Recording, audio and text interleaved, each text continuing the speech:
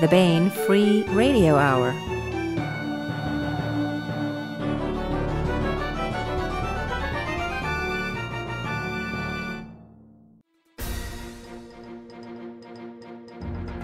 On the podcast, the last Starfighter versus the first Star Spider. Unseelie Tupperware covers breed human misery for dark elves to feed on. Plus, we begin the complete audiobook serialization of David Weber's Uncompromising Honor. All right now.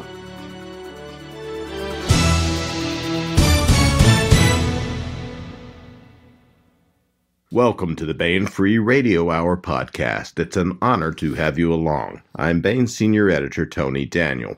We have an interview with Mercedes Lackey and Cody Martin this time, talking about their excellent new entry in the SERRated Edge urban fantasy series created by Mercedes Lackey. That book is called Breaking Silence, and it is the follow-up to last year's Silence, about a small town in Maine recently freed from the control of dark elves who feed on human misery. So that's coming up. Plus, we begin the complete audiobook serialization of David Weber's Uncompromising Honor. Now here's the news.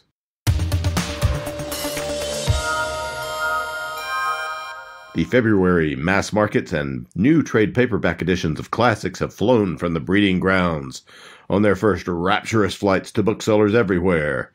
First is The Legacy of Hero, or Herot, depending on how you want to say it, by Larry Niven, Jerry Pournelle, and Steve Barnes, now in trade paperback for the first time with a beautiful new cover. The 200 colonists on board the Starship Geographic have spent a century in cold sleep to arrive here, Avalon, a lush, verdant planet light years from Earth. They hope to establish a permanent colony.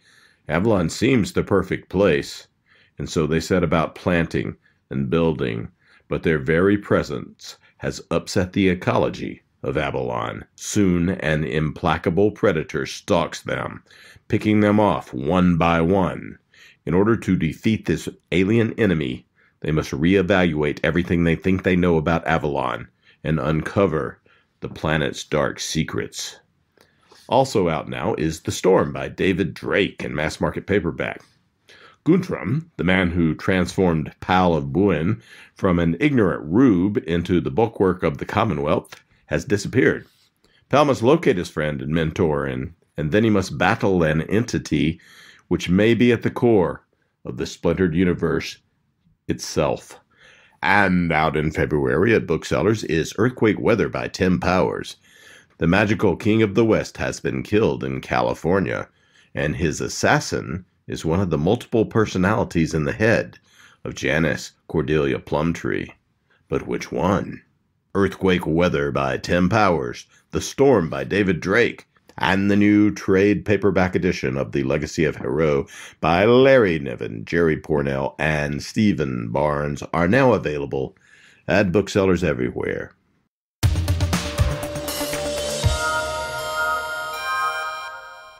Want to welcome Mercedes Lackey and Cody Martin back to the podcast.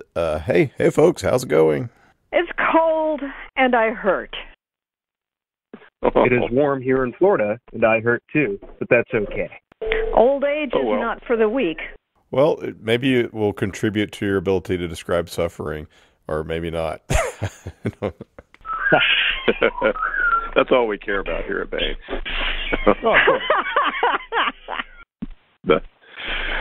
No, but the sound of the photon torpedo was in fact my Eclectus parrot bite, B-Y-T-E. It's the boy. I have two. I have Bite and Nibble. Nibble is the girl. Let me introduce you all a bit. Mercedes Lackey, Misty Lackey, is the New York Times bestselling author of the Bardic Voices series and the SERRated Edge series, which we'll talk about soon.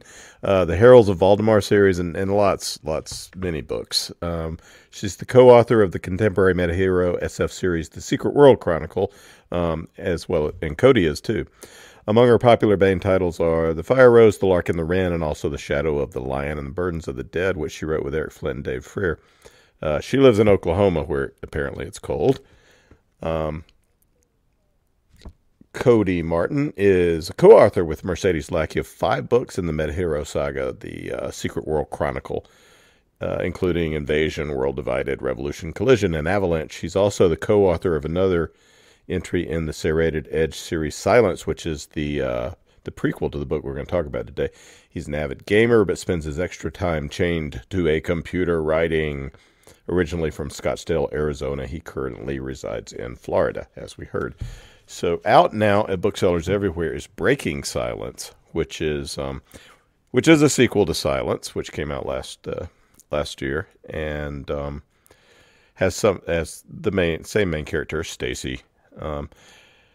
Tell us, maybe just bring us up to speed on the setting. Particularly this town, which started out as a town that is not one you'd ever want to move to, and Stacy had to move there. It's not unlike a town you'd find in a series of unfortunate events. This is true. I mean, I love in the first book, for instance, there's no cell reception. You you have to have a 300 baud modem if you're going to get on the internet. It's just like everybody's downcast and why, and there's a reason for this, of course. And it's in Maine, right? And there's a couple of reasons. It is a cell phone dead zone. It's a cell phone dead zone because. So pretty much things are sort of stuck in the 1950s, and it's a cell phone dead zone, and nobody has been allowed to bring in fiber for 2 reasons. One is that the family that essentially owns pretty much everything in and around the town has absolutely prevented anybody from doing that, and the other is the town is so small and so dying that nobody is willing to buck that family to try and bring anything in. So small customer base. Old money Maine family. Yeah. So it's kind of like the area where I live, where there are not enough people to bring in fiber. So even though there is fiber across the toll road from me, which is about a mile, I can't get it. No, there are fewer evil monsters in your area. But there are fewer evil monsters in my area. The only ones that I know of are raccoons. So you don't think that your lack of internet is because of the unseelie elven presence in your area? No, it's because of Oklahoma Toll Road Authority fuckery. Oh well. So in Silence. Stacy, what is her last name? I'm blanking. She shows up. She's having to live with her mother, and she has previously lived with her father in the big city, right? Correct. New York City, to be precise. So definitely a big shock coming from the Big Apple to little old Silence. And her mother's a mess in Silence, and she gets better. We find out, that perhaps there's a reason she's a mess. Maybe just tell us a little bit. All right, so, I mean, where is Stacy at the beginning of Breaking Silence? She has discovered that she has an interesting ancestry, and she has certain abilities. So, at the end of Silence and beginning of Breaking Silence, Stacy has sort of accepted her place in the world. As you said, her ancestry is revealed to be at least part Elven. Somewhere in her distant past, probably on her mother's side, which may have contributed to her less than stable mental well-being. But at the very beginning of Breaking Silence, we find her, again, kind of accepting that and what that entails. And for her, that means the ability to wield magic. Yeah. And in Silence, she's fought this evil family and basically defeated them. But there's still some bad things going on, and things have gotten better. Their cell phone reception, for instance. Some spotty, still coming in. But without the influence of the Blackthorns, the town seems to be, which was, their influence was artificially suppressing any sort of progress in the town in order to well, make the inhabitants miserable. The Unseelie being dark elves that actually feed off of negative emotion. Yeah, without their influence, the town actually seems to be moving into the 21st century for the first time. Yeah, so that's why silence was the way it was, and the town was in the first book. Is that there's sort of a psychic reservoir of the vampiric misery that the Blackthorns were feeding off. Have I got that right? Absolutely, and planning on increasing until Misty and Company came along, or not Misty. Well, yeah, Misty and Company, but Stacy and Company, I meant. Yeah. So who's the company? Who are the friends that have joined with her? Some of them have moved away from the first book, but we have some returning characters as well. Indeed. The ones that moved away were Riley, and what was Riley's boyfriend's name? Mr. Forgettable. Yeah. I'm blanking on the name right now. I've never been terribly good with names, but as far as her core group goes, well, first off, there is her mentor, Tim, the reserved owner of the local bookstore where all the kids hang out and drink coffee and play D&D in lieu of having a mall to go to or any other real sorts of hangouts around town. In addition to that, there are some of her near-age peers. Seth, a sort of geekier version of all of us, or at least someone we've all known.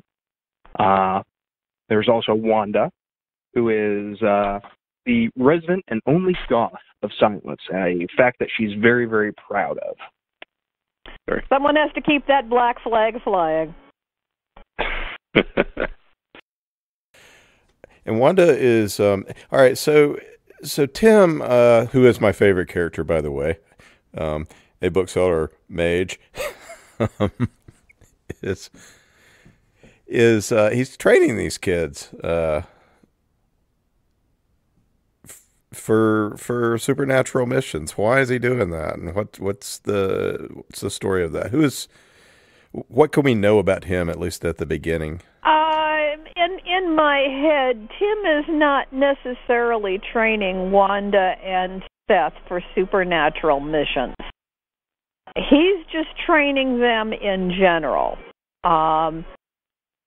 He's got the feeling that Stacy is a kind of strangeness magnet, so stuff is going to come to her, whether she likes it or not, now that she's a mage. And he knows that Seth and Wanda are going to be sticking to her like glue, so he's more or less training them in a way so that they will stay alive and possibly be helpful, rather than training them specifically for anything. Absolutely. They're definitely not the sort of friends that would, especially now that they've been read into the supernatural, to leave Stacy to her own fate and just say, well, the weird stuff's here. Go get him, kid. Yeah, I mean, well, Wanda's getting good at, isn't she good at Archer? She's good at anything that requires target practice. Yeah. She's got excessively good hand-eye coordination. Yeah. And it's just you don't start turning high school kids loose with conventional firearms. It's not generally a good thing. So he's training her in archery and knife throwing and axe throwing and, for all I know, slingshot and addle-addle, anything that can be flung. And Tim is explain how, maybe just get into how the magic works a little bit, and how is it? Tim is not an elf, half elf, I don't think. There are lots of human mages in the SERRated Edge and Bardic Voices universe. Yeah, it's shared through those universes. Yeah. And while you can do magic as just a regular person, it's hard. Whereas having, say, elven blood in your family history gives you a chance to sort of have an edge on being able to, use and utilize magic. At least in the beginning. Yeah. Expand this amazing setting that has just carried so many books, and people just love this series and the idea of it, which is modern, elves in modern contemporary fantasy, urban fantasies.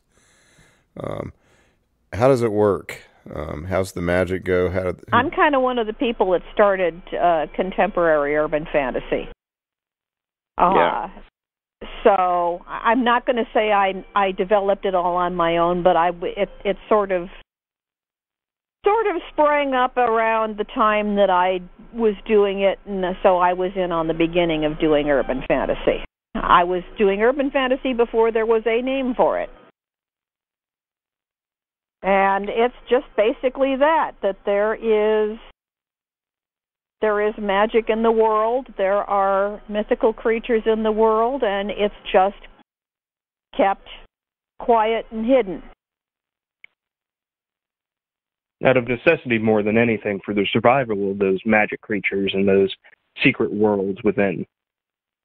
And the elves had divided into two factions, and there are paths to their dwelling places under hill, which is different. But some of them live out in our world. What are the good elves, or at least the ones that are not actively trying to make us miserable? I took that from Saeli, which is a Celtic designation of the ones that don't want to kill us and the ones that do. And the Unsaeli were, not just elves. They were generally creatures of dark magic, like banshees and trolls and things of that nature. Anything that red caps, anything that wants to kill you, kill human beings. Actually, they want to kill just about anything because that's kind of how they roll. And it's all under the umbrella of the Fae. Yeah. And then the Saeli creatures, there's all kinds of little things besides elves that are Saeli. And not necessarily good guys and bad guys, but less bad guys and more bad guys. No, I wouldn't go that far. Generally, the Saeli are either working to benefit people, which is rare, mostly because people have driven them out of this world and under hill. So there's plenty of them still harbor something of a grudge, but they're not actively going to harm you. And things that just want to be left alone. And largely driven out of the world due to the presence of cold iron, another thing that we've lifted and adapted. Right. They don't like that. Generally, no, especially not when applied at speed. So, since we're talking about elves, some show up in Breaking Silence. Among them are Ian Silverthorne, Branwen, and one's already there, who's Morrigan, right? From she's Unseelie.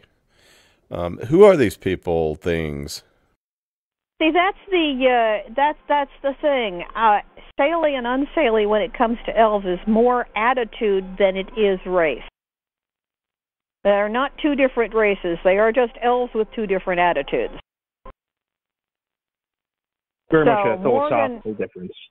Yeah. So Morgan basically jumped over to the Saeli side, even though she was born on the Unsaeli side. The lone survivor of the Blackthorn clan who threw herself upon the mercy of the Saeli. Yeah. So why does Ian Silverthorne show up? And Tim is not particularly happy when he does show up. In silence. Tim is not particularly happy about elves, period. Ian Silverthorne is an ally of Caegban's, Ian Iron Oak of Elfheim Silverthorn, is a ally of Kaon Silverhair from the Serrated Edge books that took place down in Georgia. And Kaon is someone that believes in adapting to human society in the fullest way possible. And they are the group that Morgan tossed in with, and they run a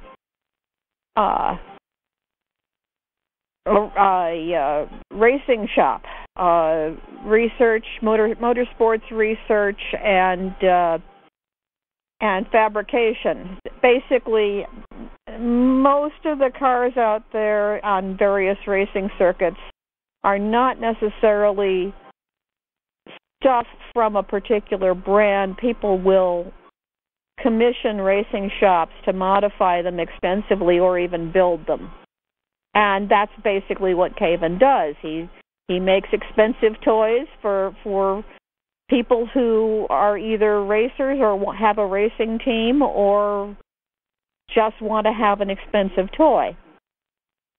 And that's how they cover where their finances come from, because being elves, they can basically just magic up gold anytime they want to, so they're not exactly hurting for money. And when this power vacuum opened up after the Blackthorns were destroyed, the Saley elves were not going to the Saley and Unsaley never directly confront each other. They did that in the bad old days, and it was not good for either side. So they have a kind of Cold War truce. And this is part of what Tim doesn't like about the Saley, is that they don't confront bad things when they know that they're going on in the human world. They just sort of ignore them as long as it doesn't impact them. And they're very slow to react as well. Yeah. And but when this power vacuum opened up, and Kaven looked at the situation in the town itself, in which it's still got a lot of uncanny critters running around that were left over from when the Blackthorns lived there, which are going to need dealing with. And the town itself is probably going to dry up and die because it depended on the fishing industry, which is not doing particularly well these days.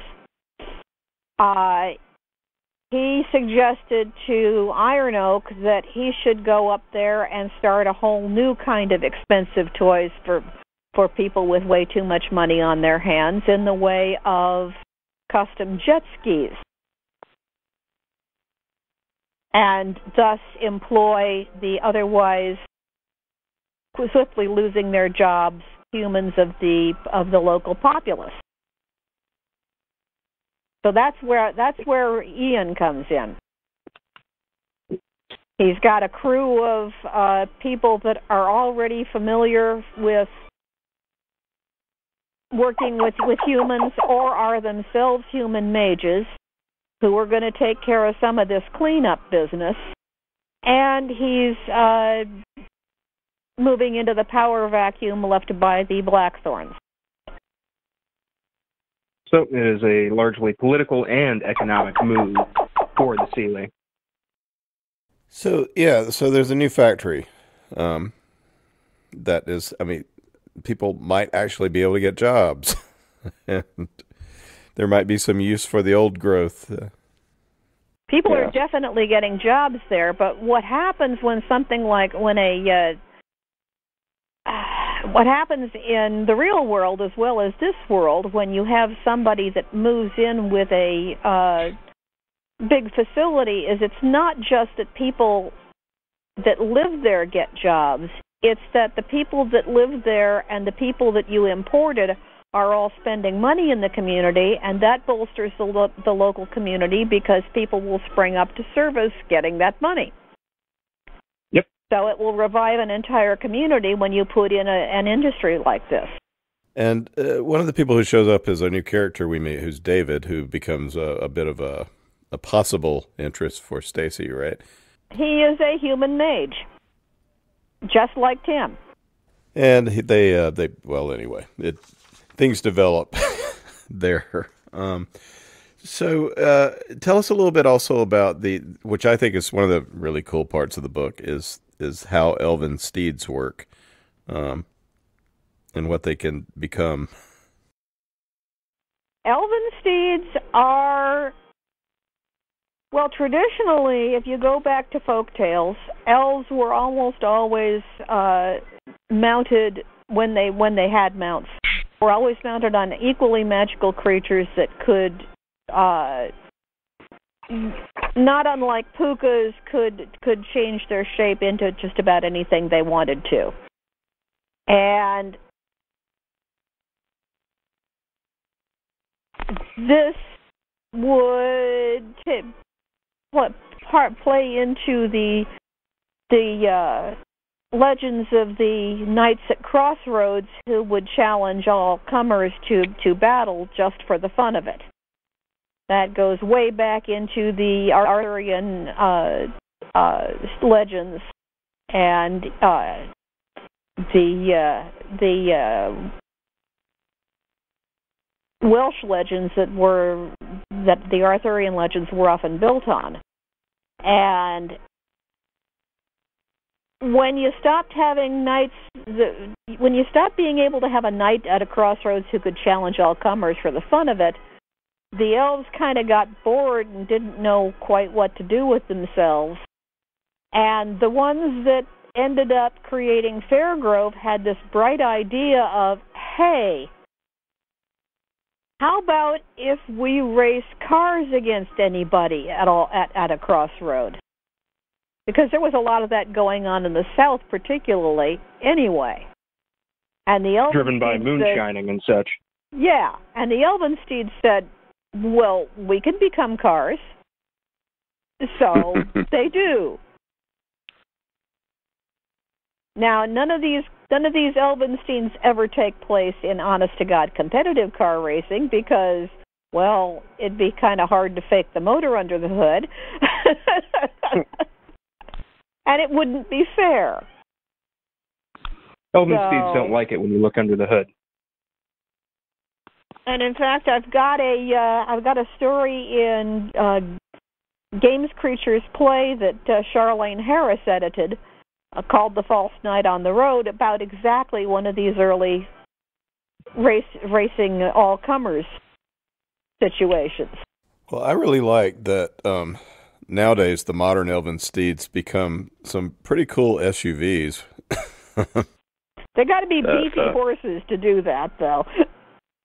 Oh, yeah. I see. I want one of those. It would eat you out of house and home, I promise you. You think gas for an SUV is bad. Try hay and hoes. Yeah, no doubt. So, okay, so there are... All right, so we've got sort of the setup. Let's talk about a bit about the bad guys here. The Blackthorns are gone after Silence, but they have had decades of making this place a not good place, right? Tell us a little bit about what there might be. For instance, there's a great scene or a great subplot with Preacher Kenny and the leprechaun, which is not a nice leprechaun, this guy. Well, basically,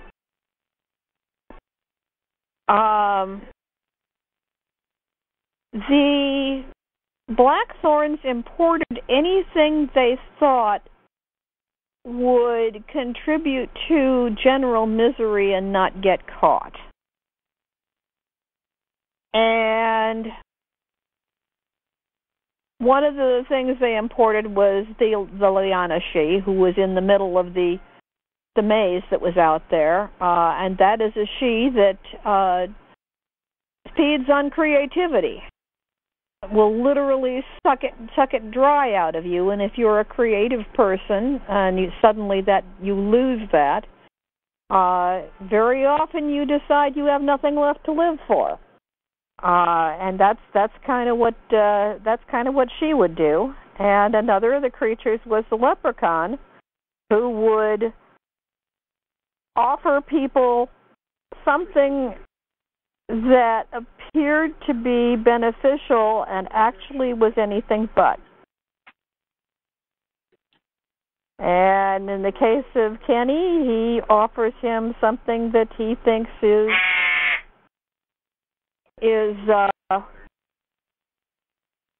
going to be beneficial to his congregation, and it certainly is not.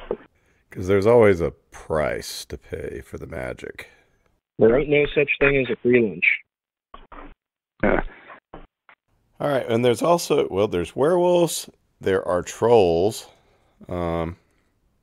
What is the ecosystem of these evil things, and what does Stacy and her friends have to do about it? I mean, well, as far as silence itself, since it's been artificially sort of kept in the past, there isn't nearly the abundance of cold iron that there would be in a modern town or city. So that automatically, plus, the large forests surrounding it, that automatically makes it very, very appealing to all sorts of fey creatures who would normally, be really cast out far and wide from a metropolitan area. So that automatically attracts all sorts of creatures, good and ill. In addition to that, the Blackthorns really kind of calling in all sorts of beasties and monsters as heavies over the years. We kind of have an artificial sort of amount of creatures all in one place. And they were all being kept there, and, oh, go ahead. And basically, the Blackthorns kept them fed and fat and happy. And now the Blackthorns aren't there, and you basically have a whole bunch of predators that have been turned loose with nothing to satisfy them. So it is an ecosystem with a number of invasive predators, and they're all looking to get their next meal. And they don't really have anywhere else to go, so they're also kind of cornered, which makes them even more dangerous. And maybe a little bit incautious. So what's a Drude and what's an off-hawker? These things sound terrible. Both of them are extremely bad news.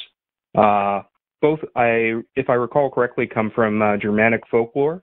Yes. And the off-hawker is probably the scariest one. Because supposedly they are invincible.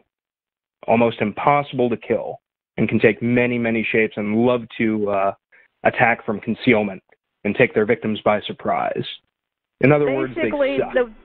Basically, the off-hawker is unkillable except in extremely specific circumstances. It's not unlike the King of the Ring Wraiths that no man could kill. You always have to lawyer these sort of creatures. Yeah.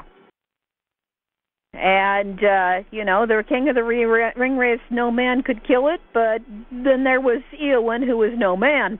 And I think it was Mary, who was a hobbit, who was also no man. So there you go.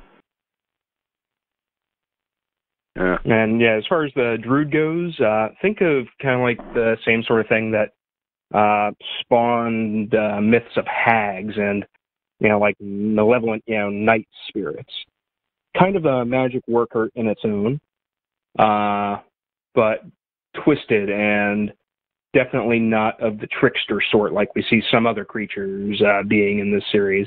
It is very much one of the ones that would have gotten on well with the Blackthorns. So what is Stacy? She was very out of sorts at the beginning of Silence, and at the end, she's come into a bit of power. She's closed this. She's done something that nobody thought she could do. What is her sort of character path in breaking silence? How does she develop further? she's kind of coming into her own, right? Oh, absolutely. In the first one, she was very much a fish out of water, not just in the fact that she was stolen essentially from the big city and dropped into a little nothing town where all of her, social skills meant virtually nothing. All of her cultural knowledge, well, it just didn't translate. But, she was able to find herself a group of understanding, friends who really just accepted her from the start. And as the story progressed in silence, she also found a couple of different mentors, one in Dylan and one in Tim. Well, in this one, she's kind of gotten really used to the idea that, hey, this isn't such a bad town. I mean, aside from all the evil monsters that want to kill you, but being able to, perform magic kind of gave her something to hold on to. Plus, she has her support group with her friends, and now she has a real mentor in Tim, whereas Dylan was sort of after his own ends in the previous book. So now she kind of has a path where she sees that, okay, I can start caring about things. I don't have to worry about people wanting to hurt me and use me or leave me or anything like that. And she's kind of growing comfortable with the idea that it's okay to care about stuff. And it might even be okay to live in a small town somewhere. And well, so long as she can play D&D with her friends and do magic, it might be okay to live in a small town. Yeah. Well, it's Breaking Silence is a really cool addition to this this sort of tapestry that Mercedes Lackey's created here with the Bedlam's Bard and the all the various SERRated Edge books and such. It's just a wonderful feel. What do you guys have planned next? We have a third book in this trilogy, which we still haven't. We have a working title right now is Stone Silence. So it'll involve a creature which is instrumental in breaking silence. And other than that, anything we would say would be spoilers. So very much so. He's that particular character is a very cool. We don't want to mention him, but he is a very cool part of Breaking Silence as well. Very fun to write. Cool. Anything else going on with both of y'all's writing? What's happening next? Well, we don't know if Baen will pick it up or not, but we're working on a sequel series to Secret World Chronicles. You've got a world here where, due to the stresses and strains of the Thulian War, a whole lot of kids popped powers, and so many that the old mentor and sidekick system is just not going to work. So they're trying, even though it's not a very good idea, it's the only idea they've got, and their Echo has just set up a high school. Because stuffing a bunch of teenagers with hormones and powers all in one place is always a good idea, right? Hormones and superpowers. It's almost like it's a metaphor for life. No, it couldn't be. Well, right now, out at booksellers everywhere is this great new edition of SERRated Edge series and the sequel to Silence. It's called Breaking Silence by Mercedes Lackey and Cody Martin. Misty and Cody, thank you so much for talking about Breaking Silence with us. Oh, my pleasure, very definitely. Thank you for inviting us to do so. Sorry you kept getting interrupted by my bird.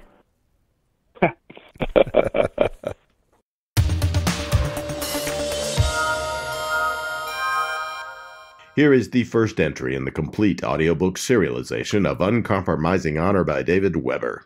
We want to thank Audible for providing this great opportunity to serialize another David Weber Honor Harrington novel, and of course, we want to thank David himself.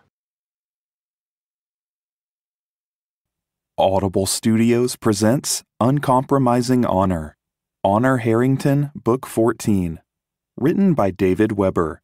performed by Allison Johnson. July 1922, post-diaspora. Unicorn Belt. Manticore B, Star Empire of Manticore. The shuttle drifted through starlight and emptiness, a minnow threading through a pod of dead leviathans. If there was a sadder sight in the entire universe, Captain Philip Clayton couldn't imagine what it might be. He sat in the pilot's couch, his co-pilot silent beside him, gazing out through the cockpit's armorplast at a Sargasso sea of starships, and wondered yet again what he truly felt. It shouldn't be that hard to figure out, really. He'd fought hard enough to create this mass of murdered ships, after all. Yet it had been an act of murder, not war. Not really. Not when the Solarian League Navy had been so utterly outclassed, and not when it had been offered the opportunity to survive and rejected it. "I never get tired of seeing it, sir," Lieutenant Calais said. Clayton looked at his co-pilot, and the tall, broad-shouldered Manticoran shrugged. It's like nothing else in the galaxy," he murmured, looking back out from his own side of the cockpit. "I mean, look at it." "I know," Clayton said quietly. 211 warships, or what had been warships a T-month ago, floated in their lonely parking orbit, keeping Death Watch station on Manticore B's Unicorn Belt. 131 super dreadnoughts, 69 scientist-class ships, and 62 of the newer, marginally more powerful Vegas lay like vanquished titans at the heart of that huddle of beaten ships. 60 of them were completely undamaged. The others ranged from near-total wrecks to ships which might actually have been repairable if there'd been any reason to repair them. They were accompanied by 29 battlecruisers, 23 light cruisers, and 28 destroyers, which actually represented a higher percentage of 11th Fleet's original roster of lighter units. Probably because there'd been no reason to waste missiles on such insignificant foes. The super dreadnoughts alone massed over 900 million tons. Compared to that, the battlecruisers and lighter units were a mere nothing, barely 32 million tons. And here they lay, abandoned, aside from caretaker crews on half a dozen of the undamaged SDs, waiting. Waiting, as it happened, for Phil Clayton, and he wondered again how he'd drawn the duty. Oh, he had the engineering background for it, but so did a lot of other officers, and he hated his new assignment. Maybe they had been enemy vessels, but they'd been ships, and he'd loved the inner magic of ships for as long as he could recall. His earliest memories were of standing with his nose pressed to the window on the south side of his parents' modest house, watching the atmospheric countergrav freighters drive across the heavens, splashed in sunlight and cloud shadow, gleaming like the tester's own promise of beauty. Pygmies compared to the doomed ships outside his shuttle at the moment, but enormous for pre-Alliance Grayson. And even more so for the imagination of a little boy who'd realized even then that ships had souls, that anything that lovely, that graceful, anything that many men had given so much of themselves to, had to be alive itself. He'd watched them summer and winter, in sunlight, in driving rain, in snow. He'd watched them at night roaring low overhead in a bellow of turbines, flanks gleaming with their own private constellations of running lights. By the time he was 10, he'd been able to identify every major class by sight. And when he'd climbed up into the attic, which he'd been able to do only when all of his moms assumed one of the others had him in sight, he could actually get an angle down onto Burdett Port's docks, where those massive constructs landed. Oh, the cargoes he'd summoned from dreams of other steadings, the pallets and boxes, the containerized cargo, the nets of fruit and vegetables. He'd watched stevedores unload the cavernous holds. There'd been far more muscle power and far less automation at the time, and wished he was one of them. And he'd devoured everything he could find in print and on vid about not just the atmospheric ships, but about the freighters that called on Grayson, however rarely, from far beyond his own horizons. He'd ingested anything and everything, from the ballad of the wreck of the Stedholder Fitzgerald to the mystery of the colony ship Agnes Celeste and her vanished crew, and he'd known what he wanted. Not that there'd ever be much chance he could have it.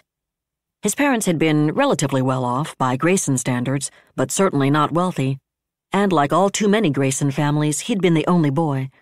Besides, Grayson was the backside of nowhere.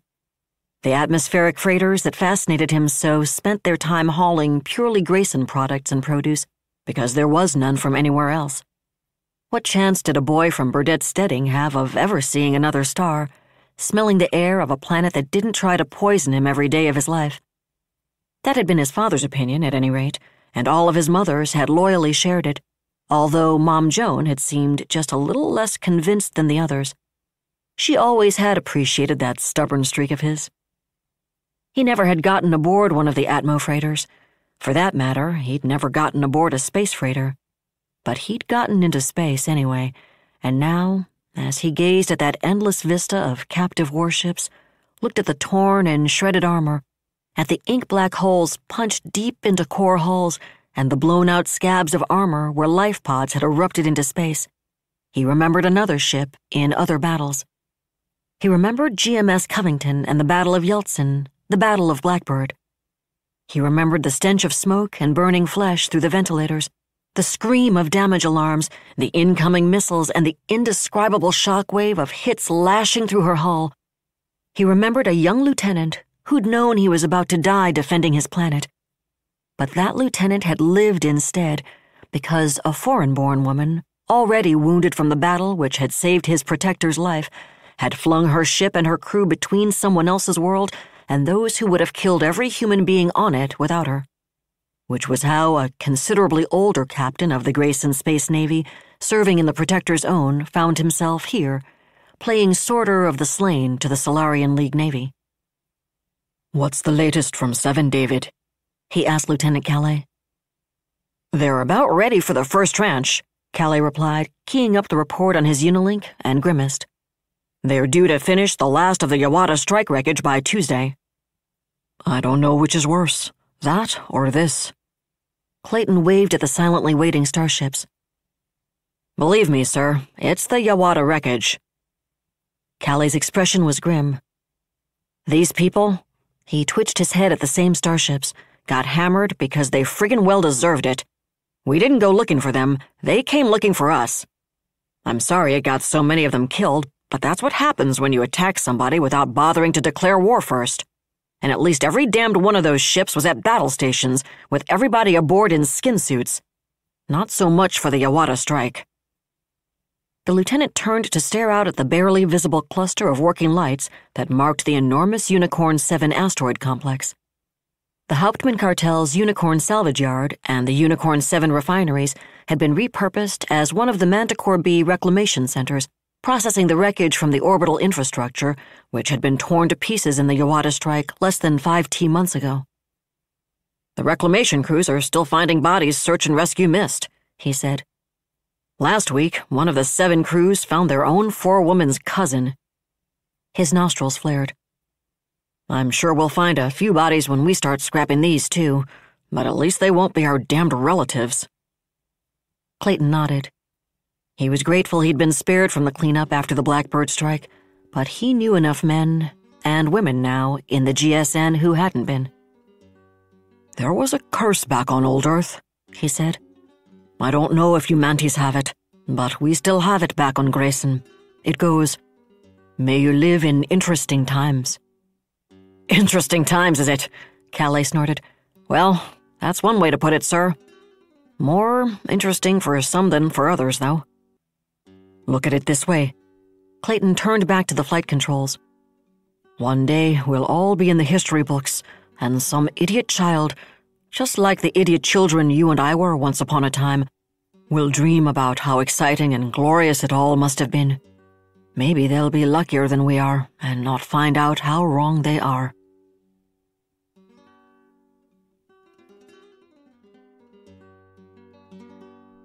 That was the first entry in the complete audiobook serialization of Uncompromising Honor by David Weber.